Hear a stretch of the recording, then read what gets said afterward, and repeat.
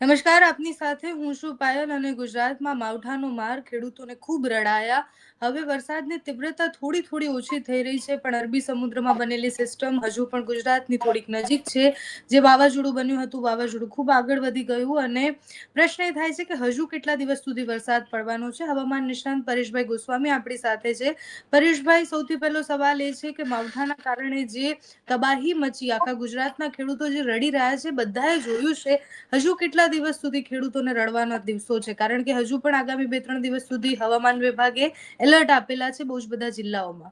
એટલે ખાસ કરીને જોવા જઈએ તો રાજ્યની અંદર આમ તો 25 ઓક્ટોબર થી વરસાદી માહોલ છે. આ વરસાદ છે એ પણ ઇતિહાસનો સૌથી તીવ્ર માવઠું છે, કેમ કે ભૂતકાળની અંદર પણ અનેક વખત આપણે માવઠાના વરસાદ જોવા મળ્યા છે, પણ આટલું તીવ્ર માવઠું ભૂતકાળમાં આપણે ક્યારેય જોવા ન મળ્યું હતું. આટલું તીવ્ર માવઠું છે આ રાઉન્ડની અંદર જોવા મળ્યું છે, જેમાં અરબ સાગરની અંદર એક જે સિસ્ટમ હતી, જે કેરળથી દક્ષિણ પશ્ચિમ દિશામાં બની હતી, એ સિસ્ટમ ઉત્તર તરફ ગુજરાત તરફ આગળ વધી. એ સિસ્ટમ જે શરૂઆતમાં જે સાયક્લોનિક સર્ક્યુલેશન હતી, જેમ આગળ વધતી ગઈ એમ એ મજબૂત થતી ગઈ અને ગુજરાત નજીક આવતા આવતા એ ડિપ્રેશન બની ચૂકી હતી. જોકે ગુજરાતની અંદર અત્યારે આ જે સિસ્ટમ છે એ ગુજરાતના દરિયાકાંઠે આવે એટલે અત્યારે જે ચોમાસું પૂર્ણ થઈ ગયા પછી જે દરિયાઈ તાપમાન હોય છે એ સિસ્ટમને આગળ વધવા દેતું નથી. એટલે મોટા ભાગની અત્યારની જે સિસ્ટમ હોય ગુજરાત ઉપર લેન્ડિંગ ના કરે, પણ ગુજરાતના દરિયાકાંઠે આવી જાય અને ત્યાં આવીને પછી એના જે આઉટર ક્લાઉડ છે એ ગુજરાત ઉપરથી પસાર થાય એટલે ગુજરાતમાં વરસાદ થતો હોય છે. એટલે આ સિઝનની અંદર જે રીતે આ સિસ્ટમની મૂવમેન્ટ હોય એ જ મૂવમેન્ટ રહી, પણ સિસ્ટમ છે એ વધારે મજબૂત હતી, ડિપ્રેશન હતી, એટલે આપણે વરસાદની તીવ્રતા છે વધારે જોવા મળી. અત્યારે એ સિસ્ટમ છે એ ઘણી બધી બેન નબળી પણ પડી ચૂકી છે.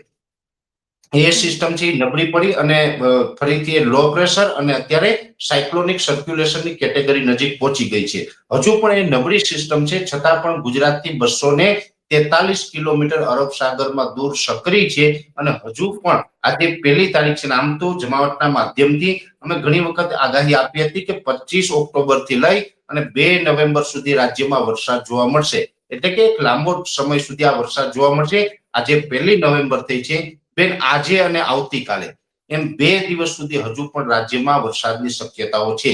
જોકે આજે હવે જે ગઈકાલ સુધી જે તીવ્રતા હતી એટલી તીવ્રતા હવે આપણે રહેવાની નથી. આજે 1 તારીખ અને આવતીકાલે 2 તારીખ એમ 2 દિવસ સુધી વરસાદ હશે, એમાં તીવ્રતા ઘટી જશે.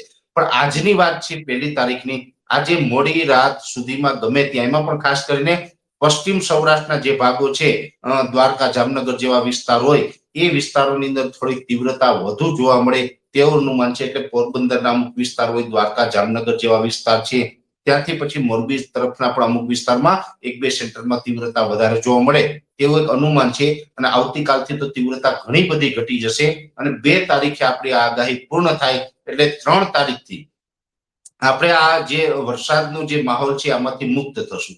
પણ એક વાત આપણે એ પણ ધ્યાનમાં રાખવાની છે બેન, આવડી મોટી સિસ્ટમે ગુજરાતને અસર કરી હોય અને 8-8 દિવસ સુધી જો સિસ્ટમ ગુજરાતના દરિયાકાંઠે સક્રિય રહે, પછી સિસ્ટમ નષ્ટ થઈ જાય અથવા તો ગુજરાતથી દૂર ખસી જાય, પણ 2 તારીખથી આપણે આમાંથી મુક્ત થશું. પણ આ જે મોટી સિસ્ટમ હતી જેને કારણે 850 એચપીએ લેવલે અમુક જે ભેજ હોય એ રહી જતો હોય છે, એટલે 850 એચપીએ લેવલનો જે ભેજ હશે એ 3 અને 4 નવેમ્બરે એકદમ છૂટાછવાયા ઝાપટાના રૂપમાં ગુજરાતની અંદર અસર કરી શકે.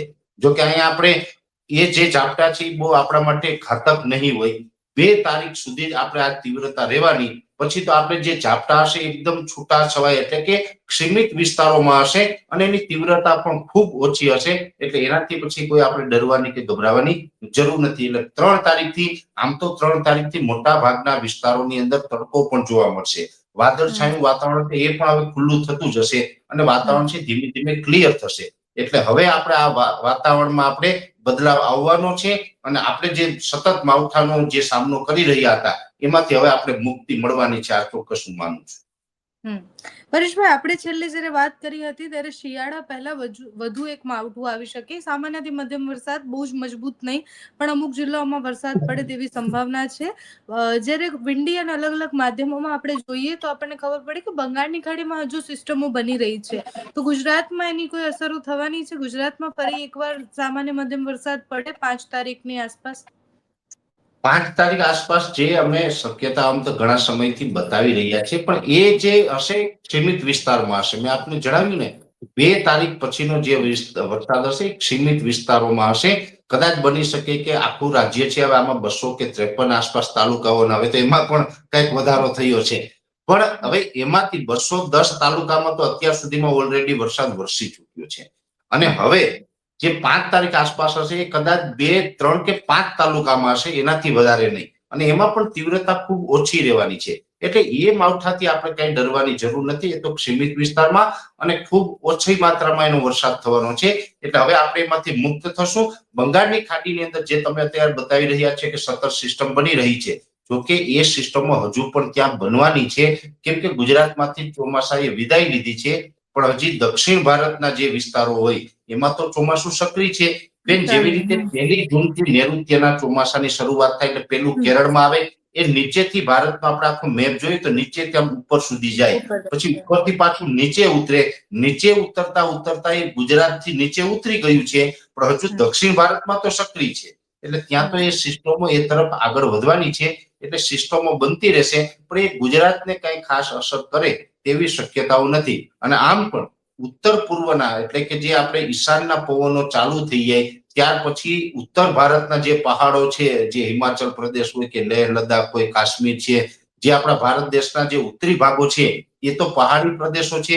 ત્યાંથી વેસ્ટર્ન ડિસ્ટર્બન્સ પસાર થવાનું ચાલુ થાય, ત્યાં બરફ વરસાદ ચાલુ થાય અને ત્યાંથી ઉત્તરના પવનો હોય એટલે બર્ફીલા પવનોથી ગુજરાત સુધી ઠંડી લઈને આવતા હોય છે. એટલે ગુજરાતનું હવામાન ઠંડુ થશે. એ સાથોસાથ ગુજરાતથી નજીક આવેલા અરબ સાગરની સપાટી છે એનું હવામાન પણ ઠંડુ થઈ જશે. પછી આપણે કોઈ માવઠું આવે નહીં. એટલે પછી આપણે રાબેતા મુજબના શિયાળાની શરૂઆત થઈ જશે. એટલે પછી આપણે શિયાળો કન્ટિન્યુ હશે, પણ પછી માવઠાની શક્યતાઓ છે ઘટી જશે. એટલે ભલે બંગાળની ખાડીની અંદર જે સિસ્ટમો બને, પણ એ ગુજરાતને અસર ન કરે, આવું વ્યક્તિગત મારું માનવું છે બેન.